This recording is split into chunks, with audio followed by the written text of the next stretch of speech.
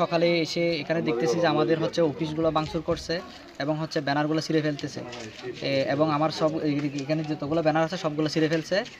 আমরা তো এখন তো কালকে রাতেও দেখতেছি যে এটা ভালো ছিল, এখন রাতের মধ্যখানে কেউ আমি সকাল জানতে পারলাম যে আমাদের 10 নং ইউনিয়ন 1 নম্বর ওয়ার্ড খাসখামার নির্বাচন অফিস কে বা কারা রাতের অন্ধকারে দুর্বৃত্তরা এসে ভাঙচুর করছে।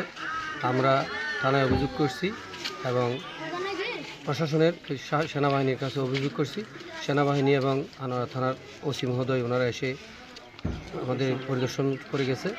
আমরা ওনাদের কাছে সুষ্ঠু তদন্তের মাধ্যমে দোষীদের শাস্তির আওতায় আনার দাবি জানাচ্ছি। সাথে সাথে এইরকম ন্যাক্কারজনক ঘটনা যেন ভবিষ্যতে আর কোনো কেন্দ্রে না হয় এই ব্যাপারেও পদক্ষেপ নেওয়ার জন্য আমাদের কাছে আহ্বান করছি।